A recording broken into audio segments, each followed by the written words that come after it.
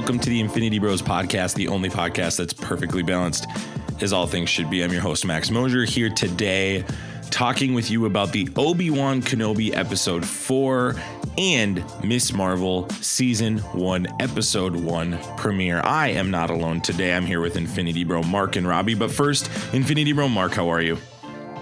I'm doing fantastic. I'm glad to be here to tickle the eardrums of the Infinity Bros universe. That's just dynamite, Mark. That's just dynamite. Had a great conversation pre-show for those that are Patreon subscribers. This is our second Patreon episode where you can get an exclusive 25 to 30 minutes of Mark and my musings and thoughts. Mark, what did you think of your first Patreon recording? Just the beginning of many. There we go. There we go. We're not alone. He showed up late, but he is here. It's Infinity Bro Robbie. You know what? The idea of a Max-only podcast now sounds either terrifying or brilliant. Why? Can you... You know, I've gotten some feedback from some coworkers, and they were like, that guy kind of talks a lot. And then they skipped forward trying to get past it, and it was still there. Your voice, that is. Right. Yeah. That doesn't surprise anybody who's been here a while. Right, and I don't suspect that they'll listen to any more episodes. It seemed that it was. What are they afraid of? They rated us a 6 out of 6. Do they also call you Bobbert? No, that I'm not the Bobbert. That's the other Robert. Mark, are you jealous of anybody else that inserts themselves into our dialogues? What do you mean? Like, anytime we bring up somebody else from another party, say coworkers or friends from college or high school or other like settings that you weren't involved in. I just want to protect the Infinity Bros. Yeah. And I feel obligated to karate chop the haters. You're for the brand, yeah. So my coworkers only listen to find things that I said and then say them to me all week. So the phrase I'm Mountain Dewing it hard. That's brilliant. Was said to me a few times this week. So that is brilliant. Shout out to them. Yeah, seriously, good for them. They sound like great people. I will try to talk less today just for them. Please talk more. Now that I know that they said that. Or talk. You didn't come here to hear about Robbie's coworkers. You came here to hear about Obi Wan Kenobi and the Ms. Marvel season 1 episode 1 premiere. We're going to talk about both of these shows today, breaking them down top to bottom. It will be a spoiler review, so we just want to give you a formal heads up right now. We will spoil both of these episodes in complete, total disarray, so don't go past this point if you don't want to be spoiled. This is... Prepare yourself. An Infinity Bros. Prepare yourself. Spoiler. Warning. And additionally, we are going to break down these episodes. We might break down characters, story arcs, the way things are written. We might even break down previous things that had to do with them, the prequels or with Ms. Marvel, other Marvel shows. So we want to make sure that you're familiar with our rating system and how we rate things. We're going to put that bumper right here. Here on the Infinity Bros podcast, everything is ranked from a 0 to 6 point scale. 0 meaning horrible and 6 meaning absolutely excellent. If all of the Infinity Bros rank something a 6, it gets an Infinity Step. Obi Wan Kenobi, it's the Jedi Master Obi Wan Kenobi returns as he watches over Luke Skywalker and evades the Empire's elite Jedi hunters during his exile on the planet Tatooine. Stars Ewan McGregor, Moses Ingram, Vivian, Lyra, Blair. Mark, how excited are you to have Star Wars? Because your bit is, I'll take Star Wars no matter what. Like, I love Star Wars. It could be the worst possible Star Wars of all time. Give it to me, Daddy. Inject it into my veins. I wanted to say this. I know I'm all about the bit, but I'm going to step away from the bit, and I'm actually dead serious about Star Wars when it comes to that. Really? I'll take anything Star Wars, so... I know you are. That's why I don't think I was calling it a bit. I think I was more so. You literally just said for the bit. You did say for the bit. If I said for the bit, then I apologize. Let me clarify. Because I do a lot of things for the bit. You do. You And do I a lot of double these down for and it becomes part of my lifestyle. That's how bad it gets. bit. You marry for the bit. You get a Get job for the married bit. have a baby for the bit. Get laid off for the bit. You make big decisions for your family for the bit. You do the bit to your detriment sometimes. Is it a detriment? There's probably some things that are a detriment. I don't know. How much do you hate me for putting Morbius over a Goofy movie? Oh yeah, that's for sure. That's high. And I'll stand by that. Yeah, I'm sure you will. I'll give you credit though, Mark. What I like about you versus Soups is a popular TikTok guy on TikTok right now. I just thought that was redundant. That was so redundant. Big TikTok guy. Big TikTok guy on TikTok. He's a big TikTok guy who makes TikToks. He backpedaled on a take this week around Obi Wan Kenobi. He made an initial video that said it was really bad. Then he made another video that said it was really good. And I'll give you credit, Mark. Even though you do have some bad bits, at least you stick to them. So I just want to give you credit. Yeah, it is very rarely that I will flip-flop my thoughts. It does happen. I think there is room for sometimes you give it a second or third watch of something. It can change your opinion on stuff. And also given context of when you see it, what's going around your world can really impact on how you're going to feel about that show. So it's valid. Yeah. That's why I have a big connection, back to Star Wars, a big connection to The Last Jedi because of stuff that was going on in my life at that time that really impacted me, made me enjoy that movie. And a lot of people didn't. So Robbie, how on a scale of 1 to 6, how pumped have you been about Obi-Wan? I was pumped about the idea of Obi-Wan. I don't. If I start this the wrong way, I'm gonna get ripped, and I don't want to do that. Oh, we know the take that you have about the original series. Robbie. So it's time to say it. Now's the time to say it. If you It's not about the original series. You guys have made this into a thing. Can you share with the audience? I want you to elaborate on your take that you shared with us. We had wiffle ball this last weekend together. Okay, we had wiffle ball, and we're talking about things that hold up and things that don't hold up in terms of, I think we were talking just in general for movies, and then we got to Star Wars, and someone said that all of Star Wars holds up. And I believe that was me. If I didn't say it, I endorse that statement. Yeah, I think, and I would agree, about 99% of all of Star Wars holds up.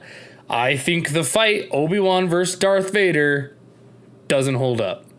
I think if they were to redo that fight, it would be way more intense. There would be a lot more force powers used. I think it would be a much better fight. What they decided to do story-wise and how he just kind of gives himself up, that holds up. The fight is terrible, and I will stand by that. The fight does not hold up compared to the standards that we now have with lightsaber battles. In the annals of history, Robbie. The annals? We will remember. That's fine. Life before this take and life after this take. What's Mark's take on that take? I don't know. I'm interested, but that's just what I'm saying. And now Isaac can clip that for TikTok. Fine, that's fine. Go ahead, Mark. Well, I get it. You think of the first Star Wars made in its time. I mean, really what they got is at that time was probably pretty amazing. And now just like everything, as time goes on, you can choreograph fights better. So there's probably more money involved when it comes to Return of the Jedi, Phantom Menace,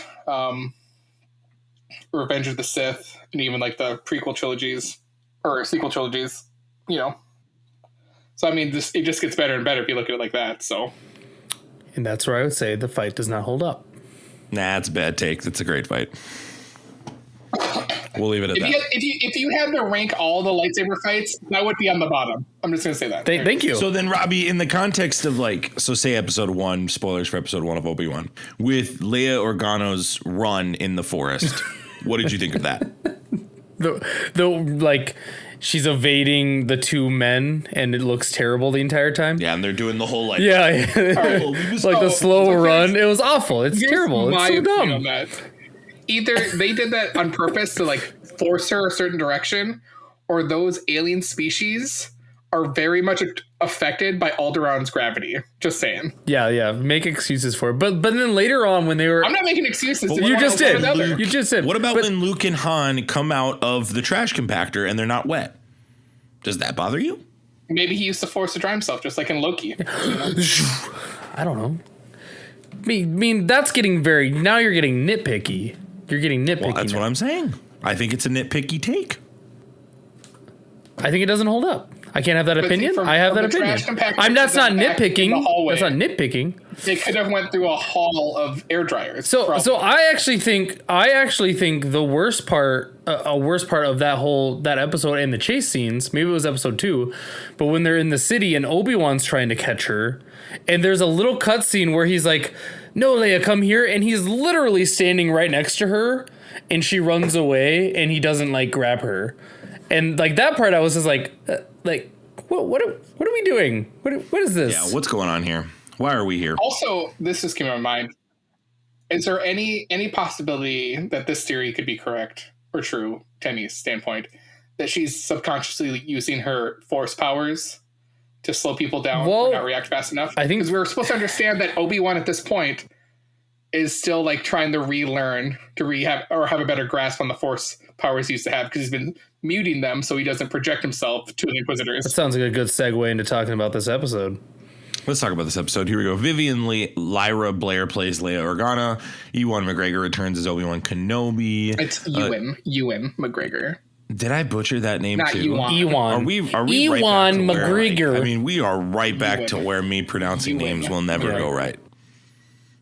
It's a constant in this show. James Earl Jones does play Darth Vader. Apparently, Mark, can you confirm this? Because I've read in certain spaces that it is recycled voice. It's not his. It's like they have technology that can replicate his voice. I haven't heard that, but I wouldn't be surprised, because I think they did the same thing for Leia in the Rise of Skywalker. Like, that technology exists, because you just look at Val Kilmer with his documentary now in the Maverick movie. They use the AI that sounds just like him to do that. So if you have enough, words said, recorded, you can shoot that through an application, and they can. He's just 90 years old. That's the only reason I really take credence to that rumor. He would still probably have to sign off that them for use his voice, but Yeah, you're gonna pay me at 90? Yeah, you bet. Right? That's a slam dunk for James Earl Jones. That just feels like a layup for that guy. It's reloading. Let's go to the next page. Here we go. Rupert Friend returns. Sung Kang as the fifth brother. He's been much better than I was anticipating. Obviously, he's from the Fast franchise. Moses Ingram, Benny Safdie. Joel Edgerton returns as Owen Lars. Have you enjoyed him being back, Mark? Absolutely. Couldn't have been better. I've asked the wrong person. Robbie, did you enjoy him being back, or did this not hold up either? His 15 seconds were incredible. Oh. Oscar worthy, actually. Just Oscar worthy. I hope he gets an Oscar. Well, I'm looking forward to hearing Robbie's review. I don't know about you guys. I am looking forward to it. And episode 4 is titled Porky's 2. You got this. I believe in you. Go ahead. Part 4. Oh. There we go. Wow.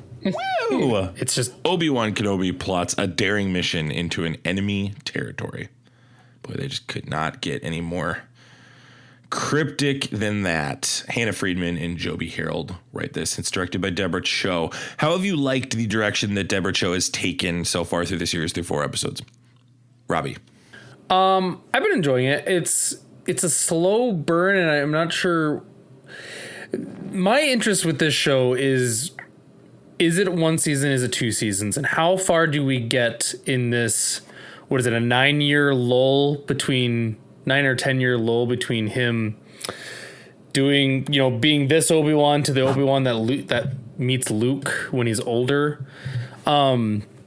So it's been interesting because obviously they can't just keep jumping years, so they have to do this slow burn, especially if they want to make this into more seasons. So I'm enjoying it.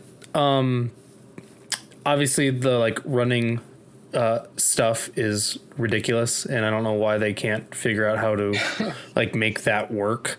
But beyond that, I've been enjoying the pace, just because I think I have a good understanding of.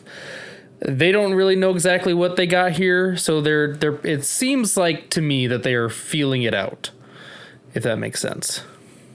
Yeah, I think Deborah Cho has done a tremendous job behind the camera. I don't know how much direction she has been given in the context of the story. So from just a camera work perspective, I mean, I would 6 out of 6 this whole series from the perspective of the lens. I think she's done a great job. I in particular, episode 1 really struck me. Visually, I really enjoyed what I was seeing. I think episode 4 visually is beautiful too. I know a lot of people have some story issues, and we'll talk about those in a bit. But I really have enjoyed Deborah Cho's work. Mark, what about you? What are your thoughts on it? I think it looks great. The whole series as a whole. This has been fantastic shots. Like, it really brings you into the universe of Star Wars, which I like. Yeah, I would echo all that as well. I'm super pumped to see where this story ends or how they cliffhanger it, because, I mean, like what we've talked about, it's like, yeah, what do we do? The slow burn over a few years, get like 2 or 3 seasons in, and then we just jump to, episode 4. Like, just interesting to see what they'll do. So let's talk about our ratings of this episode. What is your rating of episode 4? Mark, go ahead. Episode 4 had me, I'd probably say a 5.7 out of 6. I was really digging it more than the previous episode. So what makes this one stick out for you compared to the others? I think it's seeing like how the Empire is operating and how like fearful, people who are in the like guard of the Empire are afraid of everyone, or like anyone that might have a higher rank than them. Like, just the fear that is just brought in. I don't know. There's just something about that, when they're at the, trying to get through, and she says like, I'm your commanding officer, and how like Lord Vader, just like any like whisper of him, people are like, oh, like, tighten their butts. They just know, like, they've probably heard rumors like, this dude just kills generals for fun, or like, hey, I was on this planet and he killed kids. Yeah, that was bananas. An episode, was that 2 or 3 that he did that? 3? That would have been 3. He would have done that in 3. Yeah, I mean that was bananas. I'll go next, Robbie. I think Mark, I'm gonna be a little lower, but as a series as a whole, I'm having a lot of fun. I think as a series so far for me, and I'm not a Star Wars guy, so I personally try to remove myself from these ratings, but I'm going to give the series as a whole 4.8. I think it's left some things to be desired, and I think it's fair criticisms, but I'm really having a great time. I'm not, I've heard a lot of ticky-tack things, and there are some things that don't add up in the context of the story, but I'll give the episode itself a 4.5. I'll give the series so far a 4.8. I think this show is hitting the beats that I want. And again, there's 2 shows that make me stop what I'm doing to watch for Star Wars, and that's The Mandalorian and Obi Wan Kenobi. So it did its job getting me to watch it, because I still haven't watched a minute of Book of Boba Fett. But I am very pleased with what I've watched, and I do think Deborah Cho, it might get some Emmy nominations. I think what she's doing with the camera is a completely different thing than what's being told in the story. While I have issues with the direction of the story, and it's kind of a theme, a classic theme we talk about on our podcast, is Disney Plus just does not have the right television storytelling model, I think, right now. That's your opinion, Max? We've talked about that. I mean, Robbie sounds like he's agreeing, but that's just a common thing we've talked about on this podcast. I think this show is in that bubble as well. I'm concerned about the end. But see, like, I don't think you can. I just feel like you can't say like this is my opinion. I guess we're just gonna dish out opinions. Sure, this is us disagreeing, right? Yeah, yes. I feel like until the whole series is done, that's like a very harsh criticism to give a show that's not even finished. You didn't let me finish, I guess. Well, I just knew we were gonna go. No, you should let me. That's fair. I'm just saying. The point I made is, while I am nervous about that, I still have enjoyed what I've seen. I mean, I've said it. This show's great. I'm having a fun time. It's checking the boxes for me. It's not bad. It's just not gangbusters, which is what a lot of people have said this show has to be. That, to me, is not my expectation. I've had a good time, but I will double down. I think Deborah Cho is getting some shot. This is the best shot Star Wars show to date, in my opinion. One question for you. Over The Mandalorian. I'm going to say that, too. Stranger Things cut. All those 7 episodes, do you think those all ended great? Yes. Yeah. Yes, I do. Actually, on the contrary, I do. Oh, that's all. I do. I would rebuke that. When you guys yes. said the Duffer Brothers should come Disney Plus and do a show, I 100% back you. So there we are. Oh, I know you do, but I guess for me, and Star Wars is different because of the direction they're going, Mark. So the ending, I mean, I would assume the crescendo of this episode, Robbie, we're going to get to you in a moment. Sorry. It's fine. I'm here. This is just the topic, right? I would assume the crescendo of this leads to the big second fight that these two powerhouses in the Star Wars universe have. If that's where this ends, Mark, guess what? Thumbs up from me.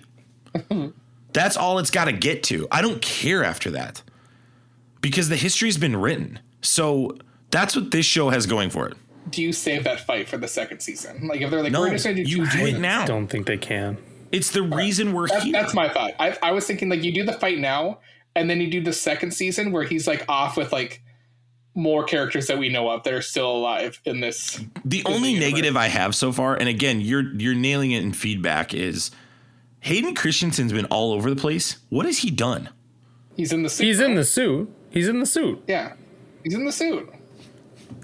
He's the man in the suit. He's done nothing. What do you want? He's like Bane over here. No. Or he's You like, can't see his face all the time. Like he's Darth Vader.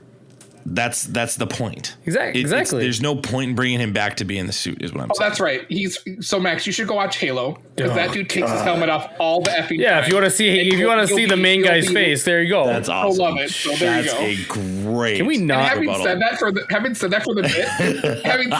bit, giving context to that show, how that leads you up to him taking off the helmet, it makes sense. But the Halo stands are super upset with it, so I love it. That's why I love. Speaking of Halo stands, let's go to Robbie. What's your thoughts on episode 4? Sorry, we're all over the place right now. Do you want the series so far and episode 4? Because that's what you guys are doing. Is that what you want? I just did that. You feel free. I'm probably not going to talk. I don't know how many of these episodes I'll be on, so I'll give both for now. I have to compare this to The Mandalorian. Because right now, I could safely say that on Disney Plus, The Mandalorian is the creme de la creme, right? Like that's the 6 out of 6. Nothing else is quite there there's yet. Nothing touching that. Robbie, I would argue that's the creme de la creme on all of Disney Plus, not just Star Wars. To ask you a question, do you think Mandalorian has that sense because we as a fandom didn't have any expectations of what was going to happen? Versus like Obi-Wan, they're like, he better look effing old. There better be some reason why he's old. Here's all these characters that exist. They're not doing what the book said or what my mind said. It's like WandaVision. The Mandalorian has the benefit of not having to do fan service. Book of Boba Fett is fan service that, frankly, was trash. Besides 2 episodes, and those episodes were when he just wasn't in it. And unfortunately, it seems like they're kind of going the same way with Obi-Wan. But I'm not saying it's bad. But compared, it's not bad. It's not bad. If I'm comparing it to Mandalorian, I'm going to say the season so far is a 4.5. Because The Mandalorian is a 6. Like Mark, this was probably my favorite episode, but for different reasons. I loved how they dove into Obi-Wan is struggling with the idea of using his powers and growing that back again. It's been a great arc. Well, yeah. and they finally like touched on it more in this episode, which I was 100% a fan of. There was a lot of like the IGNs and all that gave this episode really low ratings. I think maybe with the lowest rating so far of this season. I thought this was the best episode because it did the best job storytelling for the guy that the show was named after, Obi-Wan. So then, question for you guys. Do you think that people are giving, and again, I'm not a big Star Wars guy. Is this because people are setting expectations of what it should be? Or are they being so ticky-tack that it has to be perfect? What if I told you both are reasons? Well, I'm just like trying to wrap my head. It's like, yeah, there's some quirky, goofy things in this show, but that's always I think it depends on who you are. I think it depends on who you are coming to the show. Because I would say I was on the hype train of this show. I would say, like, coming into the show, I expected my mind to be blown. Like, we were going to get this amazing Obi-Wan and Darth Vader, like, story. And I've had to, like, simmer my expectations with this. And since I've done that, I've been enjoying it more. But I think that's part of why some people really don't enjoy it. I think the other part, what like Mark was saying, where it can be both, is that other people are either mad at all the fan service or mad at all the ticky-tack stuff. How are people upset about the prequels when they've always judged the prequels? Well, now apparently people love the prequels. This is the thing. It's weird. The people who had the biggest voices at the time the prequels came out were your boomers and your older Gen Xers. Now that us millennials, young Gen Xers, and older Gen Zs are out, who grew up like as a child or a teenager or a young adult, love those movies. Because those movies George Lucas made for us. Daddy George made those for us.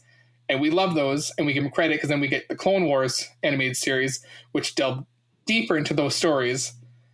That's why we love it. And I feel like when I see people complaining about the series, it's those older... It's the loudest Star Wars fans. That's like, oh, the only good Star Wars stories are episodes 4, 5, and 6, and that's it. Because, that's what they saw originally, and they decided never to go back to it because they were, in quotations, hurt by the prequels. The prequels are not great. I've never defended the prequels. There's moments in the prequels that are great, but the prequels themselves are 3 or 4 out of 6 in my opinion. Yeah, but you're not a Star Wars fan, so that's no. But I guess the point. Revenge of the Sith is a 5 or a 6. For years, yes, you like Revenge of the Sith. Congratulations. My question then is because for years people seemed to agree with that perspective, and then The Mandalorian came by. And then everybody's like, oh, well, now we got to connect everything else. Blah, blah, blah, blah. And I'm like, hold on here. These movies didn't get better because of that. Is it great to see Ewan McGregor, come back in this role? Absolutely. Ewan. Now you're messing with me. I don't know what his name is. Oh my gosh. I legit am going to mess that up again. So I guess I'm just more curious as to do people really, I mean, you guys clearly have more of an affinity for it than I do, but what's this supposed to add to the prequels? Is that one fight that critical for this story arc for the fans out there?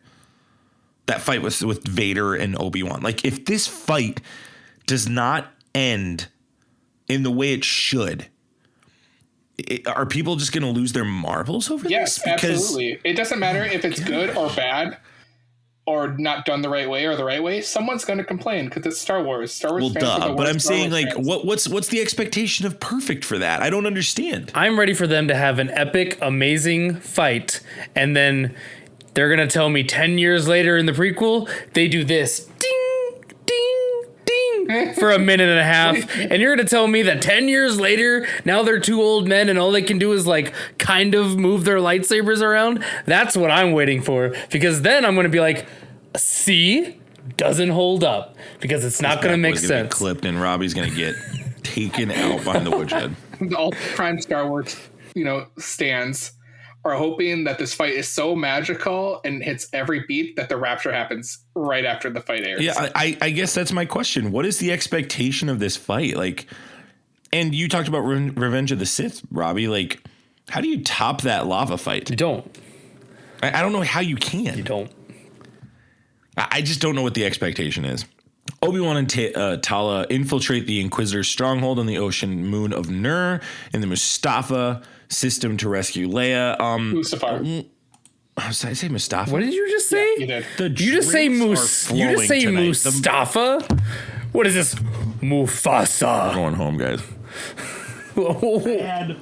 One beverage. What in the world? We're alpha. No wonder he gave the prequels a 3 or 4 and a 6. Just remember. He doesn't even remember any of the names. Just remember, this guy's not a Star Wars guy. I don't know if he said that or not. I literally actively avoid Star Wars things like the plague because I know that there's people out there that are like, you better not mess with this. Scott Higa's on the edge of his seat right now, probably just throwing darts. Isaac is clipping that you said Mustafa, and that's going on TikTok. There's a chance I edit that out of pure just embarrassment. I'm probably editing that out. No, that's okay. You can't edit that out. That's about an 85% chance I edit that out. You can't edit that out because we got to give the Patreon fans the raw cut. Right, It goes to Patreon no matter what. I did say Mustafa. I'm sorry. Mustafar system. There you go. To rescue Leia. And did we so I made the joke earlier in the episode. Obi-Wan swims. He comes out. He's dry, just like in the original trilogy. You know, they're in the trash compactor. They come out. They're dry. Do these types of details bother you as a question? Because these are actual pieces of feedback I'm reading and hearing about this episode being bad. Do we go back to like, you know, is there force powers that can make him dry? Or is this a total like on the nose? Like, hey, they did it in episode 4. We're going to do it here just to be funny. Yes, I think it's a callback. That you kind of walked into my hand of what I was thinking. I think it's a callback. I really do. Yeah, you would like that, wouldn't you? Well, good. There goes the fighting on the podcast that we usually do, Mark. What do you want to do with this next 30 seconds that we were supposed to fight for? Well, we're not fighting. You're continue. I know, we agreed. This is weird. I don't know what to do. What do I do with my hands? Mustafa. At least WandaVision didn't show up. I don't know. At least Wanda Maximoff didn't show up. Mustafa. All right, here we go. Hey guys, Jared here. I have a little confession to make. I cannot stop drinking coffee. If you've been around us long enough, you'd already know my little habit of making a pot of coffee at 7 p.m. each and every time I prepare to stream or appear on the podcast. Up until last year, I paid penance for this dark deed by punishing myself with store-bought value brand coffee. And trust me guys, I suffered. All that changed the day I discovered Many Worlds Tavern though. Many Worlds Tavern is an online coffee company that prides itself on being the best coffee a person could bring to game nights. I'm not just saying this, go back and watch our Twitch VODs. When it came time for me to grind my way through Dark Souls 3, the only thing keeping me energized and ready to take down the Nameless King for the 73rd time was some French press Great Old One. I like my coffee like I like my video games, dark, rich, and full of flavor. Great Old One did that for me. Many Worlds Tavern is more than just your run-of-the-mill coffee company, though. They give back $1 of every bag they sell to gaming-related charities. That's insane, considering they're already footing the bill for ethically sourced, fair trade, and sustainable coffee. On top of that, at its heart, Many Worlds Tavern is coffee for gamers. Each and every month, they offer a special blend unique to that month, known as their Treasured Realm. These are fantastic coffee blends paired with special RPG-related bonuses, such as magic items you can slot into your D&D campaign. If this sounds like your cup of tea, or well, I suppose coffee, you can find this and so much more at manyworldstavern.com/theinfinitybros, or use code THEINFINITYBROS, all one word, at checkout. And now, back to your regularly scheduled shenanigans. I haven't talked about this, and I know that it's been talked about on previous episodes, but this young actress who has been playing Vivian Blair, who has been playing Leia Organa. I mean, the charisma on this girl is tremendous. And in her scenes in particular, where she's talking with Moses Ingram, I'm on the edge of my seat with her acting. I think she is one of the strongest actors in the show. I think Disney Plus has found an absolute powerhouse. Robbie, what do you think of this actress, aside from her obvious running bit we talked about earlier? Have you enjoyed her portrayal of one of the most iconic characters in Star Wars history? Yeah, they've been doing an amazing job in kind of just setting up Leia for, you know, a lifetime of, you know, just being a total boss. Like, they've been doing a really good job with her, and I thought it was really interesting that they've been kind of doing it on the nose, but like really making people think, is she using the Force? Is she not using the Force? Like, how is this going? Which is interesting. Because we don't see her technically use the Force in any Star Wars things until, what is it, episode 8? Has this added the appropriate amount of depth to the character that you desired, Mark? Yeah, I think it does. I think it shows a lot that she's like intuitive, smart, sassy, just like Leia was. Where I know I've seen on the internet people like giving like, oh, why would she be like this? She's only like 10 years old. It's like she becomes Carrie Fisher would have loved her, Mark. Oh, yeah. Yeah, exactly. Absolutely. But like Leia as a character becomes a senator at 18. Right. Like, you know, of course she's going to be super smart and like sassy and have good wit as a 10-year-old. So do you think we get a show with this actress after this show? Because that kind of feels to me like the proper direction to go. Like, fill in that gap of transcending adolescence into this role of young senator. Like a West Wing Star Wars with young Leia. Wait, do we close the podcast out? That was a tremendous idea. That's one of the best ideas I've ever heard. Well, I have good ideas, and they never. That's a tremendous idea. That's the clip. That's the clip. Wrap it up. Yeah, that. Yes.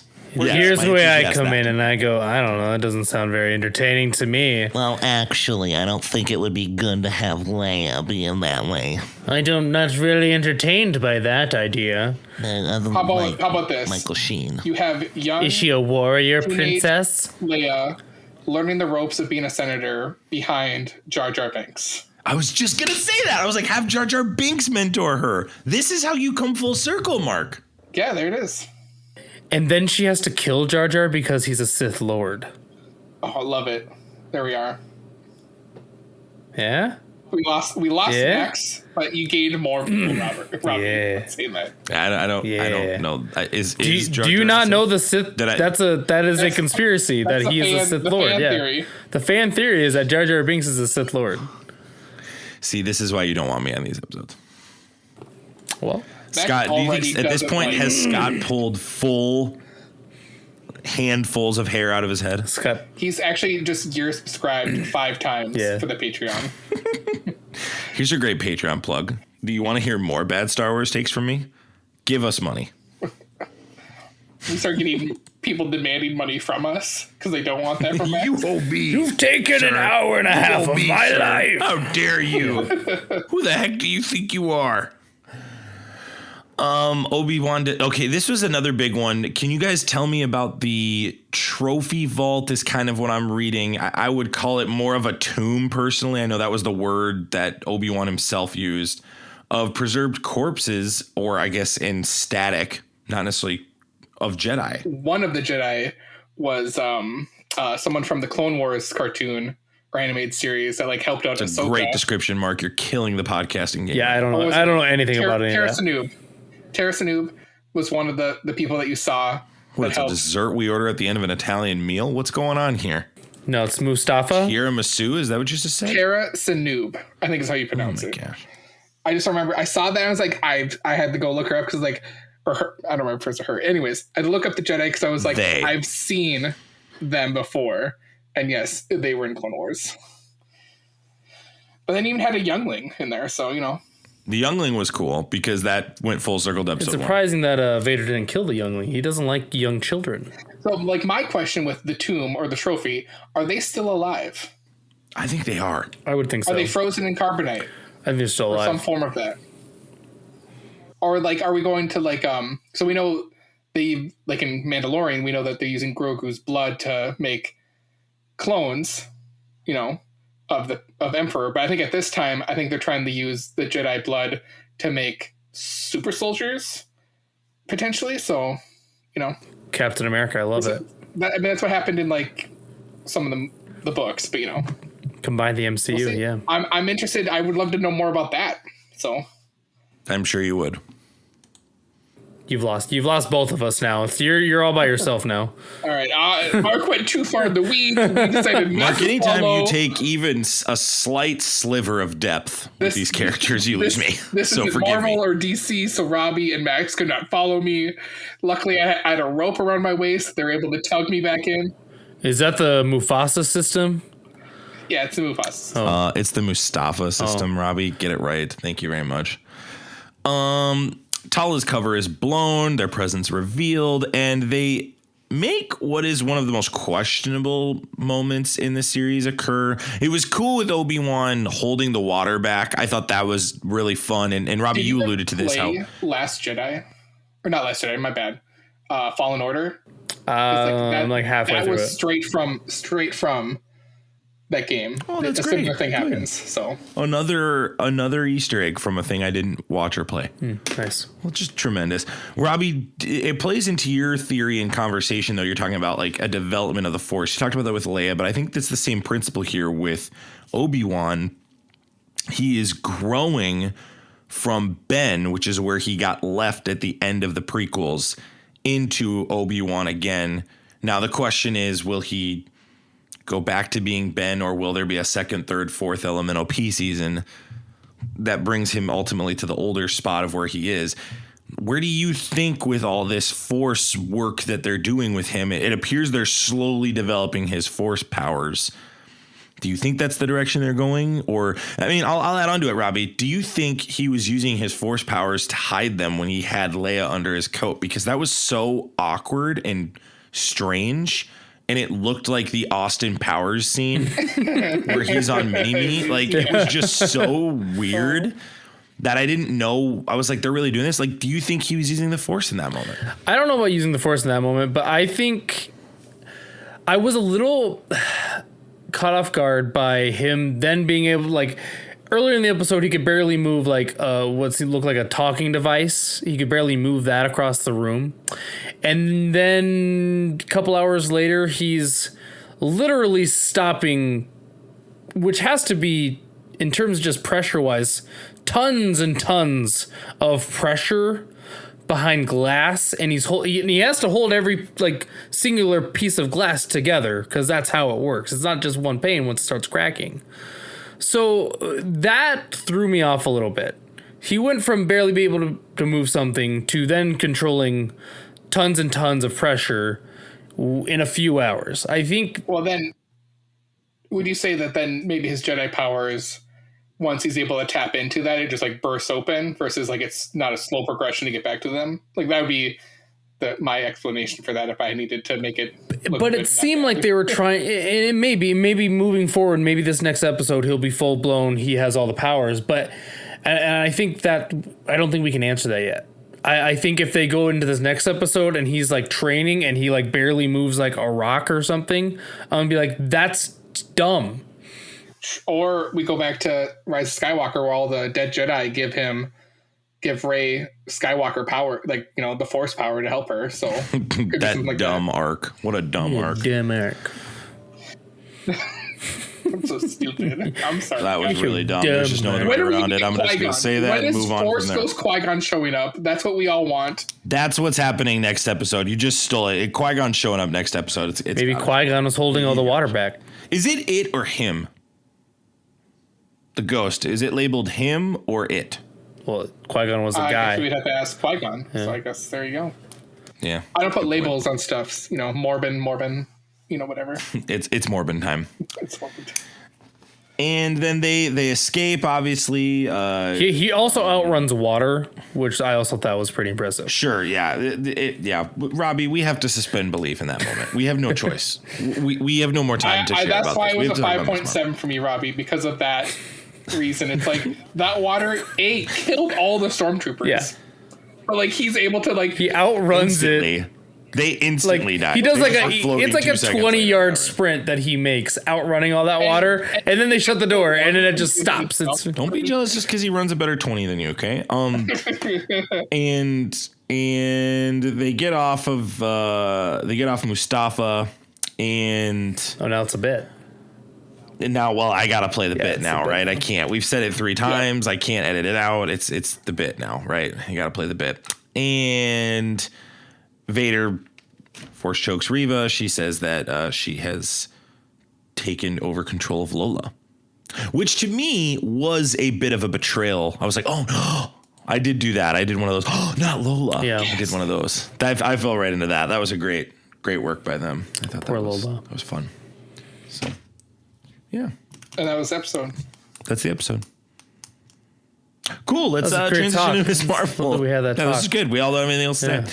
Hey, if you have any thoughts about this episode or things that we missed, or you just want to send some emails into me to mock me for not knowing what Mustafar is, you can email us at the infinitybrospodcast@gmail.com. Check us out on Facebook, Instagram, and Twitter. And, of course, Twitch and TikTok, where you can see Robbie's beautiful face all over the place. That guy's got what a face. He has I have a face with eyes and a nose and teeth and everything. And a nose. It's all there. 2 things coming into the APB real quick. Beep, beep, beep. Mark, I need a breaking news bumper. Do you have a breaking news bumper? There you go. Okay.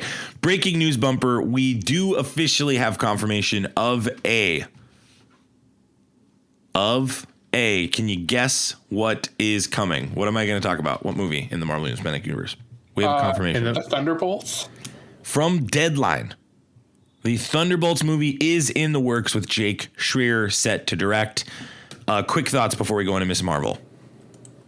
I don't know a thing about the Thunderbolts. Isn't it like... I've heard it related to like the Suicide Squad of the Marvel Universe. Yeah, that's a good way to put it. Yep, and it'll be interesting because Thunderbolt Ross is the actor that plays him is dead. So, R.I.P. William Hurt. Wow. It's just I guess we should that there's replace still that person's character because he meant so much to it. Well, I'm wondering if are they gonna go with him playing or like I don't know what they're gonna do. I don't know what their game. Like, are they called the Thunderbolts because he's the one leading them or making them do stuff or what? Sure. Wait, are you saying sure or is it yes or no? I don't. Because like, yes, it's sad the actor passed away, but like, sure. In that grand scheme of things, like probably someone else gets promoted to his position. Why is it so hard for people just to stay alive? I don't get it. Especially villains, am I right? Yeah. Especially, well, I guess that does make sense. In the MCU, like, it is very difficult for them to stay alive. Elaine will take care of it. Elaine from Seinfeld has got this. She's got it. Really struggle to stay alive in the MCU. They really do. They're like, I've got a plan. Now you're dead. Oh, man. Unless you're dead. And then Robbie, you had made the request, so I just want to grab this. Well, it's quick. A bigger deal than the Thunderbolts, so I figured we should probably talk about it. It is a bigger deal than Thunderbolts. So that was just breaking news. And I just wanted to see what Mark's bumper was. I did like the bumper. We need to cut that bumper up. Last couple hours. Yeah. Then we have the Black Adam trailer. Real just quick thoughts. Robbie, what's your rating of it? My rating of the Black Adam trailer is not great. I'm giving it a 3 out of 6 right now. We are getting another Dwayne Johnson movie where Dwayne Johnson now plays Dwayne Johnson, but dressed up as Black Adam. 3 out of 6 for me as well, and I literally echo everything you're saying. It's not a Dwayne Johnson movie unless they wind up in the jungle somehow. So, which they probably will. And what are the odds? Do you want to make a healthy bet on that, Mark, that there's at least one jungle scene? I think it's a very healthy bet. Because part of me kind of wants to take that bet. The guy looks good in the jungle. Let's be real. What are the odds this movie gets postponed again? Another 7 October years. 21st is the release date. So, well, it used to be July. Guys, I cannot believe how underwhelming this trailer was for something we've been waiting for 6 years. No, we've been waiting longer than that. It's been like a decade. It's ridiculous. The best part of the trailer was Dr. Fate. Like, that's the only redeeming quality of this trailer. And we barely even got like a look at him too. It was great, but I loved every half second that we got of that. But the rest of the trailer, the better Doctor Strange. Like, Dwayne doesn't even try to change his voice. He's just Dwayne Johnson. Like, you couldn't like. It'll be interesting because like Black Adam has like pointy ears and has like you literally just got The Rock to play Black Adam because it's The Rock. It's ridiculous. I'm legit kind of upset because Black Adam is one of my favorite like anti-heroes in the DC universe, and I said this in our group chat. When I think of Black Adam, I think of an intimidating force, like a guy that is around. Everyone's intimidated, no matter who they are. If it's the Flash, if it's Superman, like they're intimidated. And I'm not getting that feeling whatsoever. Not whatsoever. I don't have any idea, Robbie, as to why this couldn't be attached to Shazam. What is the problem with making him in the Shazam movie? Well, he's supposed to be in the second Shazam. He's supposed to be in the second Shazam. Shazam, the next one's supposed to have him, but this doesn't make any sense to me that he's getting his own movie. It just feels weird. No, Black Adam can have his own movie. That works. How it seems like they're doing is bad. We come in with these low expectations, and the movie's going to be great. So I'm just happy. The movie's going to be a 4. The fact that the movie even exists is a miracle. Let's be very clear. This is a movie I always said it's like Gambit. I never thought this movie would get made. So the fact that it's being made, congratulations. Or has been made technically. So. Technically, yeah. Sure, that's what I'm saying. Supposedly, it's going to be. Well, they were still doing reshoots. The Rock has been posting that they are doing reshoots lately. You talk about the worst produced movie ever. I just like cannot fathom spending a decade on a movie. DC right now is sitting there thinking that The Rock is going to save them because The Rock is a moneymaker. But like a majority of The Rock's movies don't do that well, like critically. They do well financially. I'll go see it and I'll have an open mind. I will too, but I'm right now. My mind is it closed. If I'm getting upset with it, how does that work? I don't know. I'm not as thrilled for this. Let's transition to another property that I have been very negative about, which is Ms. Marvel. The New Jersey-raised Kamala Khan learns she has polymorphous powers. It's created by Bisha K. Ali, stars Aman Vellani, Matt Linz, and Zenobia Shroff. It also stars... Who can I say from this episode? Your mom. Talk about. Your mom goes to college. Yasmin Fletcher, Laurel Marsden, Anjali Bhimani, Risha, Farhan Akhtar, Nimra Buka, and Mohan Kapoor star in this as well. And it was directed. Who's the director? Mark, do you know who the director is at the top of your head? Nope. How do you not know that, Mark? A human being. Someone directed this. This movie was directed. It's a show. It's a show, and it was directed by somebody. We're going to use the fine tool. Here we go. Someone better than whoever directed Boba Fett. First 2 episodes were directed by Adil El Arbi. There we go. So this just came out yesterday. June 8th is Thursday, June 9th when we first recorded this episode, and the first episode is entitled Generation Y, WHY. What a clever pun on the previous generation there, That's Robbie. super clever, right? That was really clever. So instead of saying Gen Y, like the letter, they're asking the question why. Yeah. It's really creative. You get it? I get it. Yeah, I get it. It's neat. It's really neat. It has a 95% rating on Rotten Tomatoes. Robbie, we've talked about this on the side, but do you think this is one of those cases where the reviewers are just like either bright, shiny object Marvel or they're being paid? Are you in that camp? I'm actually not, because I heard the opposite, that it was getting attempted to be review bombed on IMDb. So the fact that it's sitting at a 95 on, you said Rotten Tomatoes, right? I think that's legit. I think people legit enjoy this. I also think that you can watch this with your high schoolers or young teens, and they can really enjoy this, and you can watch this as a family. I really enjoy this show. We're going to talk about that in a minute. One interesting thing I had a Bible study with my ministry that I do, Young Life, with my high school kids tonight. At the end of it, I asked them, hey, what do you think of Ms. Marvel? And all of them said the same thing about the show. They all said we thought it was trying too hard to relate to teenagers. Well, that's what teenage shows do. Sure, but it was just fascinating to hear them say that. That was just teenagers are getting too smart for their own good. They're not supposed to know that it's trying to relate to them. You guys are too. Yeah, you shut up. How dare you? How dare you? Shut up with your internet and your think you are being smart. Phones. Mark, let's start with you. Will you please give us your rating of Ms. Marvel episode 1? Probably 5 out of 6. That's how I felt about it. I really liked the stuff that I enjoyed was kind of like the teen angst. Like, we're totally getting that Kamala's like not grounded in like reality in a sense, where it's like she's always like her mom even says it. You like fantasize and daydream all the time. It's like this will be interesting how her progression to a superhero gets translated through that, where she's gonna have to step up and be like focused when clearly she's like never focused. So that's my little insight on that. Robbie, go ahead. I'm right there with Mark. I also gave this 5 out of 6. I loved kind of in that same realm where she's not always focused, but then like when she was riding with her friend on their bike and they were just talking and you got all the chalk art in the background. I love that. That was great. So the direction so far in this show has been incredible, and I'm really enjoying it. Yeah, there's a lot of the teenage angst part of it, and like the popular girls, and you know, there's that stuff that like kind of makes you go, this is stupid. Like this is now like a trope. When kids are in school, like I'm trying to get to my locker and these people are making out or talking in front of it and they won't move. Like that doesn't happen. That's not a real thing.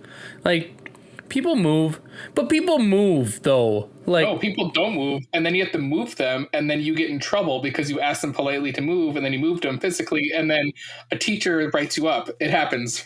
Robbie. It happened. Apparently, I've touched a nerve. So, like, I've never seen that ever happen or heard anyone that happen to anyone ever. It sounds ridiculous. Yeah, Robbie, I hate to break it to you, but I think it has happened. Who's it happened to, Mark? Could you expand more on that? Me. What? Whoa. Story time with Mark. Yeah.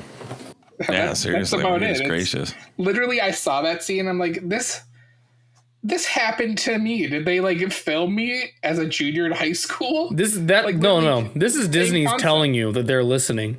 And they're like, Mark, well, they listened we hear you. back in 2008. Exactly. So there you go.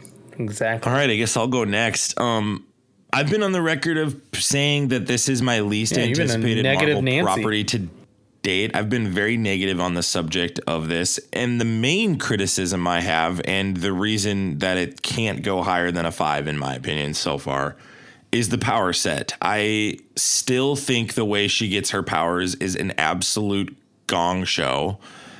I didn't get any proper understanding of this other than it's part of my culture and heritage through a band. Does it need to be exactly like the comics? Absolutely not. But it sure as heck needs to tie to Inhumans, I think. I think it's ridiculous to not do it. The thing I hate about the band is anyone can have these powers in my mind, unless they're going to tell us like, nope, it's got to be like family lineage that, you know, can control it. That's a valid argument. Dollars to donuts, Mark. That's the direction they're going. And I still feel like that doesn't work. And you totally nailed my second point, right? Like, I think you're going to see Is there another band? Right. Well, that's probably the villain, right? And then the other point I was going to make is I would assume we're going to have a scene in the future where the friend tries it on and it doesn't work. So that's where they come to that realization. And then, you know, when she falls backwards, you see the silhouetted figures. I would assume that's her heritage. Right now, that's my personal early theory. You kind of stole that from me, Mark, but I'm echoing that. I think you and I were catching that vision right away. The mom was like, oh, it's junk. So it's like, was the mom use that? Did the grandma use that? She took it really quickly, too. Yeah. But we can talk about that in a moment. Let me finish. I'm sticking at a 5 as well. I was very impressed with this episode. This actually was one of the most surprising Marvel Plus shows I've seen. Not the best by any stretch, but certainly the most surprising, because my expectation level was very, very low. And Robbie, you're right. I think the way that they use text messaging with signs and things like that. Mark, I agree with you. I think some of those teen angst scenes are real. I know you obviously have some very obvious traumatic moments of people wasn't aware of your locker. Yep, and we're sorry for that. Max, have you ever seen that? I've never seen that. I have seen it, but I've never seen it at my locker like somebody else in this group right now. And the point I make is I buy it. I buy what they're selling, and that really surprised me because I already had a really frustrating perspective on the subject. I like how they're tying it with Spider-Man No Way Home and how the guy in the post-credit scene was the same guy that was interrogating Peter Parker. Was it? That was really? The same guy that interrogated him in No Way Home. I didn't put that together. Look at that. Yep. I like that. One of the big complaints that I've had about Disney Plus is the lack of connectivity. We are not going to have that problem in this show. They're making that very clear from the front end. This show is going to reference ad nauseum other properties, and that's what it needs to do. And this is what the show's all about. I love the Scott Lang podcast. Yes, I was just going to say that. The Scott Lang podcast is brilliant. They have to make this podcast. Exactly, they have to make at least 6 to 8 episodes. And like it's literally just a bit. I have no words. I think this show has a ton of potential. Isaac said in our group chat, he believes this is a top 3 Marvel show. I think it could end that way. I agree. I know, Mark, you don't like the argument that they have to land the plane and that's not fair. I have to only judge what I see. So what I'll say today is it's a 5 out of 6. But if they don't fix this power set and they don't land this plane, that's going to be frustrating. And I was against you when you're like, it's got to be comic book accurate. Like, what are they going to do? Blah, blah, blah. And I was like, they'll make it work. And now I'm with you. It's like, I don't like that it's basically a lantern ring that basically she gets in a band form to then project whatever she needs to project. Because I'm like, well, just get like, now it's just like, I just want the comic book powers. I don't know. It's clear and accurate to me that Mr. Fantastic probably is going to be played by John Krasinski. And they want to leave that stretch power That's to him. stupid. They want to let him have that ability. I don't appreciate that, and I think Miss Marvel can have that and still exist in the same universe as him and be totally fine. She has other skill sets as well as him that allow her to be a special hero. And that's just, it's the thing I've talked about on previous episodes. So I don't want to take too much time on the subject, but the point I make is, Mark, they can turn this all around if at the end of it, she gets exposed to Terrigen Mist. And instead of going with the Marvels, or there's some interaction with, say, our universe's version of Black Bolt. And I think Iman Vellani is kind of hinting at some of this right now. She has said, it's been a joke article going around, but the article has said, she said, my boy Black Bolt really got the shaft. Why is she making such a big deal about Inhumans? I think there might be a connecting point here. And that's really what I'm hoping for. That's my big, and I'm not banking on it because every time I've had a theory, it never pans out with these shows. But I think if they can connect it to Inhumans by the end of it, that would be an awesome, awesome arc and really set up more things in the future. Has Daddy Feige told us that Inhumans are coming? Daddy? I mean, years ago he did, but then he canceled it. Yeah, we had Inhumans. The next Inhumans thing was I meant Black a Bolt. new one. Like we had the Inhuman show, which was okay. But like, are we getting new versions of that? Because like, in a sense, those Inhumans exist in this MCU, right? Technically, just like the Daredevil like saga exists in this MCU, and the Agents of S.H.I.E.L.D. exists in this MCU. I believe the Agents of S.H.I.E.L.D. are not canon. So those ones have just been pushed away. Agent Coulson's never coming back, is what you're telling me. I thought they were. I don't know. I thought they were canon. I thought they made a canon. That part's a little fuzzy, and I don't know necessarily the answer. The point I make is, I think if Inhumans connects with this character, that would be a lot of fun. And if you want to build the season up around her and her family and tradition and how, hey, I'm quirky, but it also can connect with tradition, I'll go with it, but you're not going to get a 6 out of 6 from me because you are betraying the original character. And you can make tweaks, but I will defend Miss Marvel and Kamala Khan as a comic book character. It's won 6 awards and been nominated for 12 major comic book awards in the last 12 years. This character deserves its justice, and we're really putting Mr. Fantastic on the forefront over her, and I don't think that's fair. Let's think of it like this. I agree with you in everything you're saying, Max, because I feel like I can't really, like, did Kevin Feige probably doesn't have this thought, but like, did that Disney higher ups be like, well, it's going to cause market confusion if both these people have similar powers? Like, I can see that being a thing. But how many characters do you have right now in the MCU that can do that already? There's literally a movie with 2 Thors coming out with the same exact skill set. One's a woman, one's a man. Well, you have multiple Iron Mans, you have multiple Captain Americas, like. We're doing an Ironheart. We have multiple Hulks. But you gotta think. You have multiple like Black Panther abilities. You gotta think of it like this. Both Thors are a female and male version of it. So like we see that. However, you gotta think of it. Let's say you don't listen, read, or see anything comic book related, and you're just like an ordinary if you're Helen Keller. You know what I mean. You know exactly what I'm talking about. You're Helen Keller. Helen Keller. You're speaking of the everyman, the basic fan. So like that would cause, when you come from a business standpoint, I see that could cause market confusion. If you're even dabbling in the comic book world, you wouldn't have probably that confusion. So that's like, obviously my thought is Miss Marvel is going to be a bigger character than what we think right now. And that's why they wanted to have the difference. No, here's the thing, Mark. This show is already showing me Miss Marvel is going to be a bigger character because Iman Vellani as an actress, too, is totally what Marvel needs right now. They need an injection of a fangirl, and this is who this person is. And she crushes this role, 6 out of 6. I really, really like.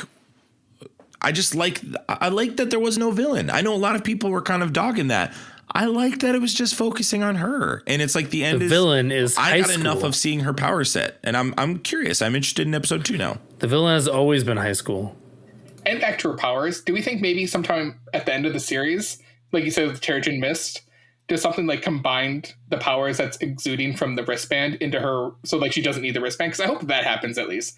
Because to me right now, sure, they can do that, but Mark, I'm not gonna like it. You don't have to like it. Like we can't do the Green Lantern thing and long term get me to buy in on that. I'll accept it, but that's not Miss Marvel. This is just a cheap knockoff of her in an attempt to maintain the Fantastic Four, which Reed Richards is a completely different character in who he is and how he conducts himself. Okay, here's a question for you. Do you think Kamala Khan would have told the Scarlet Witch that Black Bolt's voice can kill her before letting him kill her? You're Scarlet Witch. Can I get a picture with you?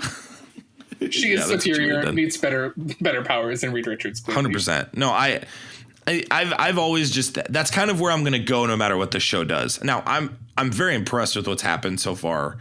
And I like even the tension with the parents, Robbie. You kind of talked about that. Like, the villain is the adolescent experience right now, and I'm cool with that. And the other villain is also giant Ant-Man heads that can roll for literal minutes. The inertia on that thing was amazing. What did you guys think of the cosplay and the Avenger Con story arcs? Before we come to that, I want to touch on what Robbie said about the rolling. Because, like, we get her, like, when she's traveling through, like, we get, like, you know, how, like, the chalk and graffiti is, like, moving. Yeah. Do we think, like, is she also seeing that, like, in her mind at the same time? Like, that's how she visualizes the world? I think so. Where it's, like, are we seeing, like, the head roll that long without ever stopping? Is, like, that's what it felt like to her, even though maybe in reality it wasn't? Yeah, even, like, Thor's hammer hitting her bully. Yeah, like, right? that seems like that would have, in theory, her. killed somebody. Yeah. Sure, I get what you're saying. Maybe that is what it is. Just a thought. I would say it's a stretch, but it was still kind of, it was just still, like her saving her. Yeah, it was still kind of just ridiculous that it just kept rolling and then just kept causing more and more ridiculousness to happen. Mark, how frustrated were you that Captain Marvel was a centerfold of this show? You know how I feel about Captain Marvel now. So I enjoy her and her contributions as a movie to the MCU. Everyone has a piece and a problem to solve. So there we are. You are just the politician of this podcast. Let me tell you, you just got an answer for everything. I can do whatever you need me to do. I'm a chameleon. Oh my gosh. You know my answer. I loved seeing Captain Marvel everywhere, though. I love that she looks up. Yeah, she's still not around though. I think it's great. It's fine. She's still not helpful. Yeah, but she's got girl problems, I guess. You know. Yeah. You gotta figure it out. Who doesn't? Like, what's wrong with Mark? I don't know. Girl problems, I guess. If we go back, I watched Shang-Chi today as well. Oh, such a good movie. Great movie. Great film. At the end of that, she like has to end the call because she's got something going on. So clearly something's going on that she's not on world. Because it's like with Spider-Man, Far From Home, she wasn't able to help because she wasn't on planet. So I don't think any of that's ever going to be explained. It's just going to be the same as it was for Endgame. It's like she's just not around. You know, like, there are other worlds. No, she's just going to be like, there are other worlds. They'll explain it by the Marvel. I think she should. Do you think she has to show up, right? Or at least Monica has to show up? I think she'll show up. Time out. Robbie, are you saying that the rest of the universe getting her aid is not a worthy explanation of why she wasn't around in Endgame? Because that is a perfectly logical reason. I'm just saying that's all they're going to do. You're saying we're going to get some sort of exposition on it. No, where she's just going to say there's other worlds that need my help. That's all we're going to get. No, they'll make up. They'll say no, something. No, they won't. They didn't. They didn't. One time. I don't think so. I don't think you're going to get anything. I think Robbie has a point. I think it will be just like I was helping out Xandar. Yeah, she'll like give like the planet, and then we'll move on. It's not like we're gonna get a flashback of her like throwing giant aliens off a planet or something like that. Mark, I forgot to also clarify when I talked about the Agent Cleary and Agent Deaver. Cleary was the one that was in No Way Home. He's part of the Department of Damage Control. Okay, so that's his official title. So, which also clears up kind of the rumors going into the show was that Nick Fury was maybe going to be the one that was pursuing them. Yes, Cleary, does know where he is because he says to Peter Parker in No Way Home, he's off, Fury's off planet.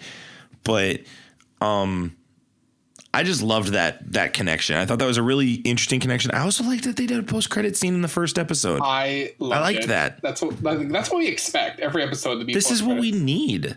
It feels like Miss Marvel is an answer to the feedback we. I don't think I watched that. Something little like it was. Yeah, it was after the credits, bro. Oh no, I didn't watch that. Yeah, because you've been trained to not watch the post-credit scenes in the TV show. Yeah, because I keep thinking there's going to be something, and I just don't care anymore. However, now on Disney Plus, when I'll they've find been it out long enough, you can skip the credits to the scene. So, do we like the angst with the parents and the brother and her obviously wrestling with her culture, being Pakistani? What do we think of that? I enjoyed it, but my beautiful wife Kelly did not. I'll give you that much. She thought that I have heard negative feedback about it from several people as well. They feel some people have said it's too forced. that's what I've heard too from my wife.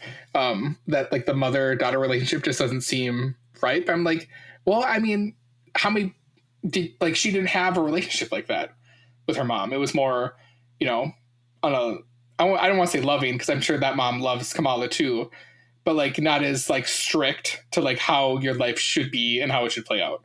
Yeah, clearly the dad is not running the show out at that house either, Mark. He is not running the show. I don't know. Have you guys watched the animated movie Turning Red?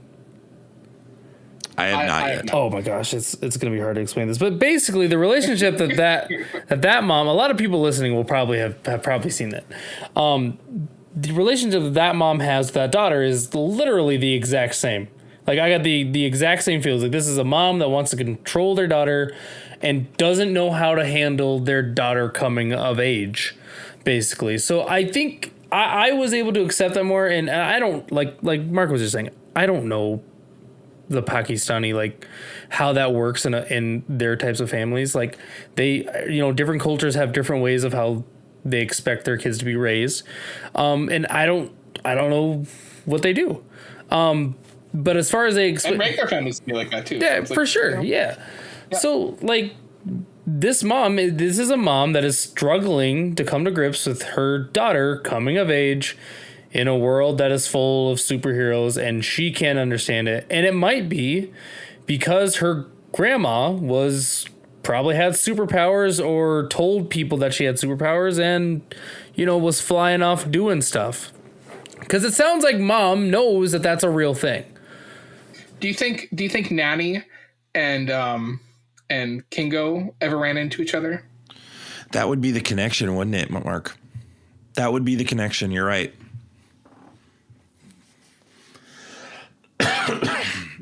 And granted, one's Pakistani and they have Kingo as Indian, right? Even though Kumail is actually Pakistani. But still, the connection would be with Eternals if this cosmic type of weapon is being added, right?